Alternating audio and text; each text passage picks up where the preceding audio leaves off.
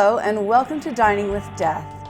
This episode is on my playlist, Dining with the Departed, where we talk about famous or infamous people, their lives, their careers, and how they passed. We discuss the high points in their lives and careers, and then we talk about and sample their favorite food. I'm Stacey Lee. Let's begin.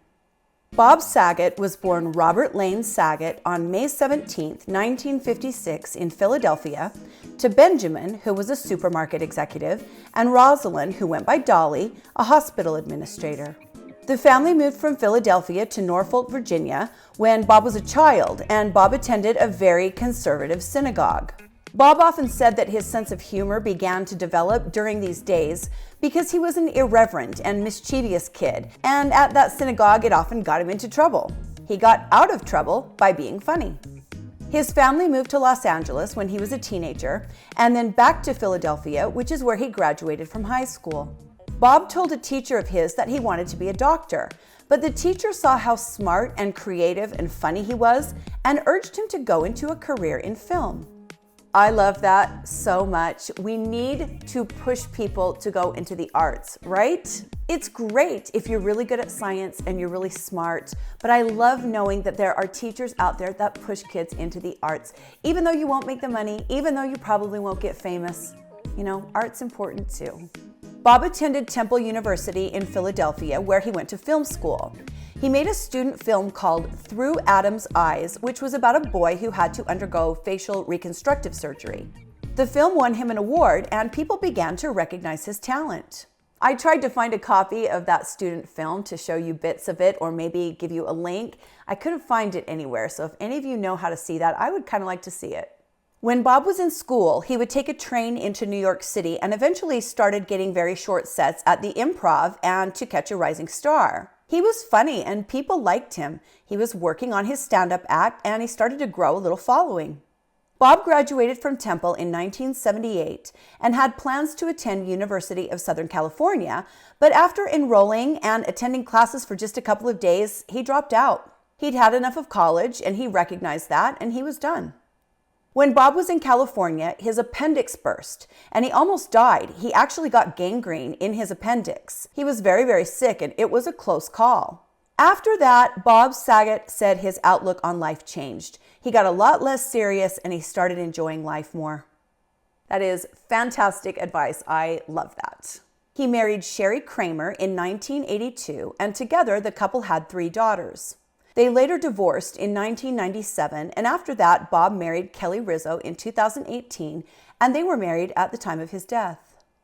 He got a job on CBS on a show called The Morning Program. The cast was Bob, Roland Smith, Marietta Hartley, and Mark McEwen. I found this clip. It is painful. This show was not very good. Marietta Hartley is like doing a baby talk voice with a puppet, and Bob tells a really raunchy joke, which apparently is who he was. I actually think Bob's off-color joke is the only funny thing about this. Morning, Bob. How are you? Morning. Oh, my goodness. What do you have there? Happy Good Friday to you. A talking Happy Good Friday to you.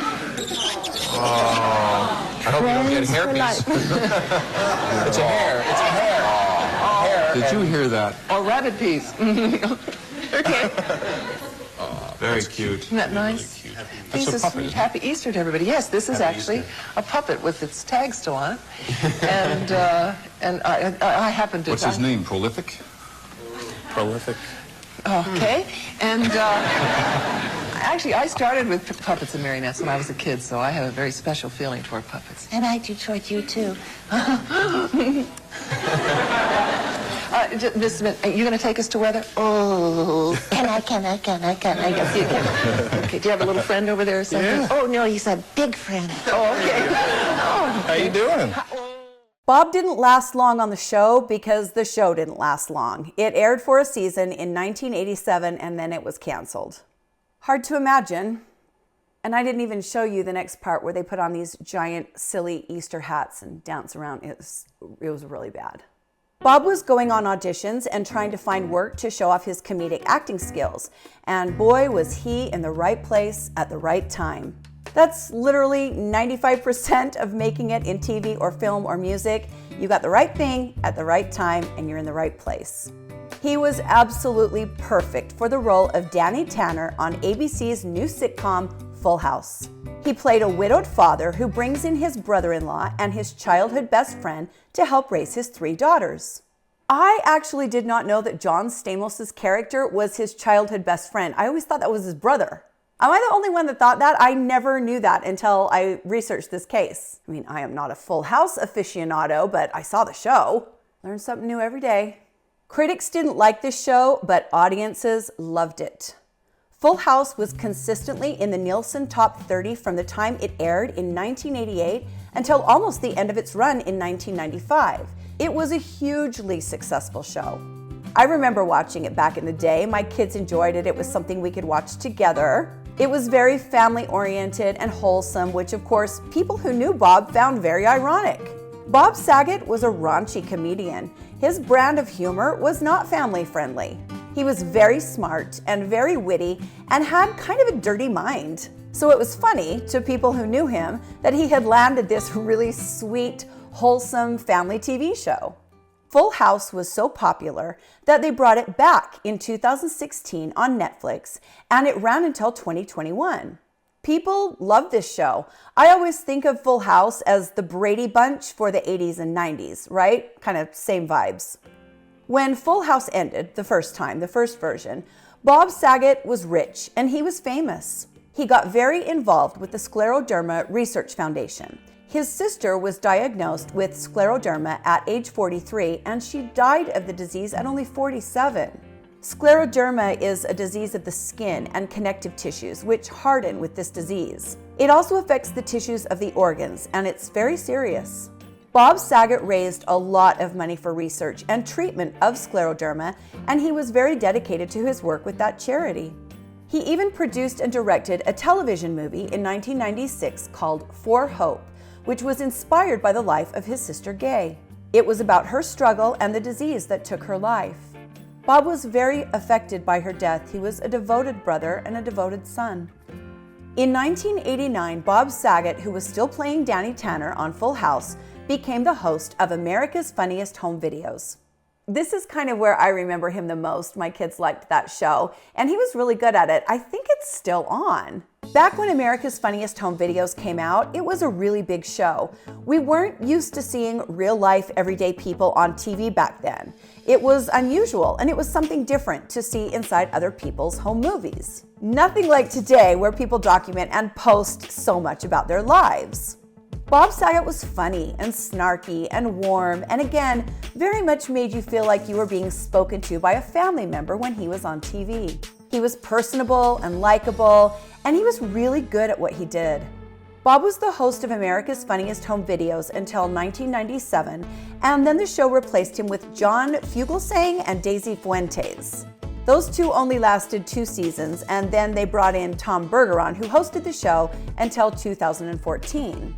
Alfonso Ribeiro took over in 2015, and he hosted the show up until last year. They haven't announced if it's going to continue. In 1998, Bob Saget directed his first feature film. It's called Dirty Work, and it stars Norm Macdonald and Artie Lang from The Howard Stern Show. It did not do well with audiences, or critics especially. The film is based on the short story Vengeance is Mine by Roald Dahl. It's about 2 friends that start a revenge-for-hire business, and it's actually got some really big actors in it, people who appeared because they were friends with Bob Saget. Don Rickles and John Goodman and Adam Sandler are in it, and it's actually Chris Farley's last appearance on film. The film has since become a cult classic, even though it flopped when it was released. People like it because it's kind of a snapshot of that era of comedians. They often joke about this film on The Howard Stern Show, and a lot of people actually really like it.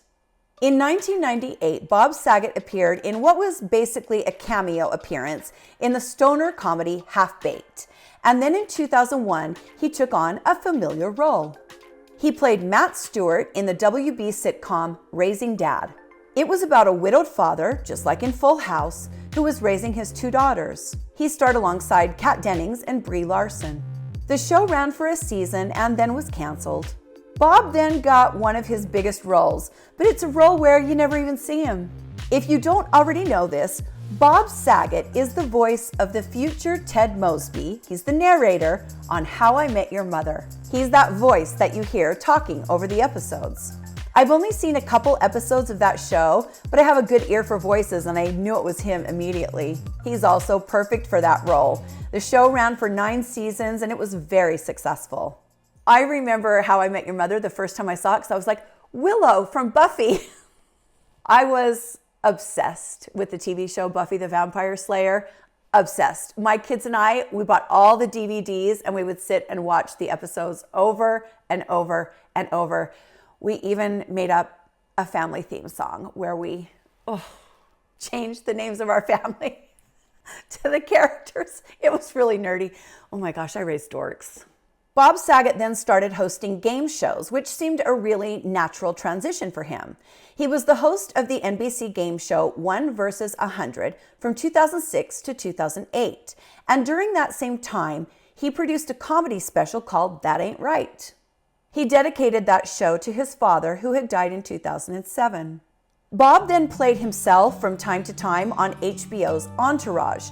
Well, it was kind of a caricature version of himself, a parody version of himself, and people loved him on Entourage. Bob Saget then did some direct-to-DVD projects and also appeared in the Broadway musical The Drowsy Chaperone, and was then in a sitcom on ABC called Surviving Suburbia, which was canceled pretty quickly in. He often appeared with his Full House co-stars on their projects. He remained really close with all of them, but he was especially tight with John Stamos. They spoke almost every day. Bob then landed the role of host on CMT's Nashville Squares, another game show, and then he appeared on The Masked Singer in 2020 as Squiggly Monster. I don't watch that show. I don't know what that means. I don't know what Squiggly Monster is. I'm lost. He started a podcast that same year called Bob Saget's Here For You, and he was still producing that podcast at the time of his death. On January 9th, 2022, at around 4 o'clock in the afternoon, someone went to check on Bob Saget in his room at the Ritz-Carlton in Orlando, Florida. He had missed his scheduled checkout time, and his family and friends were calling the hotel because he wasn't answering his phone or returning text messages. Someone from the hotel entered his room and found Bob Saget in bed, unresponsive. Paramedics were called to the hotel, but there was nothing they could do. Bob Saget had died. As I'm sure a lot of you know, there was a lot of talk about his death because it was so unexpected. Bob was healthy, he was working, he was happy. People wondered if he had been murdered or if he was maybe on drugs, but it turned out to be something far less scandalous. After an autopsy, it was determined that Bob Saget had slipped in his hotel bathroom and had fallen so hard that he crushed the back of his skull. That fall would have rendered him unconscious. At some point in time, he woke up. Doctors say he would have been very disoriented, and he stumbled into bed where he lost consciousness again, and then he died.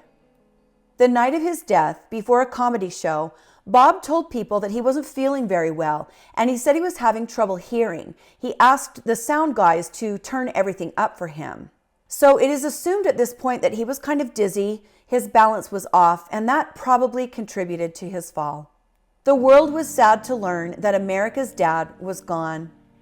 He was only 65 years old and was still very busy and very popular, and it was really shocking to learn that he'd left us so quickly.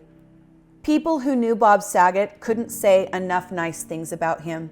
He was apparently the salt of the earth, a wonderful human being who people said was the most happy when he was helping others. Pete Davidson said that once, when he was having some really serious mental health struggles, Bob sat on the phone with Pete's mother for hours. He said Bob connected them with the best doctors and that he did everything in his power to make sure Pete got better. Even Perez Hilton, whatever you think about that guy, said that Bob Saget was one of the celebrities who always was nice to everybody. He made everyone feel included. Of course, his very close friend John Stamos was devastated by the loss of his great friend. Bob Saget led a really beautiful life. He was kind, he was generous, and he was loved. He was funny and he was charismatic and he liked to eat. Bob loved sandwiches so much that he invented his own sandwich. And he went on the Today Show and showed their audience how to make his sandwich. So, of course, that's what we're going to do right now. Okay, there's kind of a lot here to try to fit in, but the Bob Saget Sandwich starts with grilled or toasted sourdough bread, Jarlsberg cheese and roasted turkey, roasted red pepper strips. And don't let this intimidate you. Roasting a pepper is really easy. If you have a grill, you just put it right on the grill and let it blacken. Each side, turn it till the skin blackens. If you don't have a grill, you can do it right on your stovetop. You just set the pepper right down on top of the gas flame or the burner. Put a little tin foil down and let that skin blacken and blister. Then you take the red pepper and you put it in a Ziploc baggie and seal it up, and it steams. Then after it steams, you take off the skin and all the black stuff that has charred, and you're left with this kind of half-cooked red pepper. They're really good. We had roasted red pepper soup at my restaurant, and so I had to char red peppers every day, and I just did it right on the stovetop. It's really easy. It has grilled romaine lettuce. Grilled lettuce, was a trend a few years ago. People really like it. It's all right. I kind of like my lettuce to be bright and crispy, but some people really like it grilled. And it's got roasted red pepper aioli. So I just took a couple strips of my roasted red pepper, put them in my food processor, and whirred it up with a little bit of garlic and a little bit of mayonnaise, some lemon juice, and a quick roasted red pepper aioli, or you can buy it, and some regular mayonnaise. So let's put this sandwich together. This sourdough, I got it at the bakery, and it's really, really soft and falling apart, so it's gonna be a mess. Let's put on the roasted red pepper aioli. This side gets regular mayonnaise. Let's lay down a few slices of turkey. And this beautiful Jarlsberg cheese that has these giant eyes in it. I love it. Okay, let's lay on some red pepper strips. Lovely. I'm gonna salt and pepper those. Salt and pepper are not optional things. You have to put salt and pepper on everything. If you're using soy sauce or something else that's really salty, maybe not then, but black pepper, come on. And lastly, we'll put on a couple pieces of this grilled romaine. Let's close it up. Let's give it a cut. And there it is, the Bob Saget Sandwich. Here's to you, Bob. Thanks for all the good times.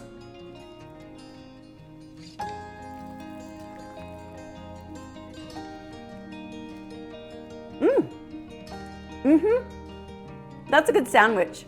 It's very flavorful, very saucy. The red peppers are bright and earthy, and then the lettuce gives a little bit of crunch. The Jarlsberg cheese is salty and unctuous. It's very good. Thank you for joining me today on Dining with Death, Dining with the Departed. Hit the like button if you liked the video, and subscribe to my channel if you want to support me. You can also support me on Patreon. If you join my Patreon, there will be some bonus content.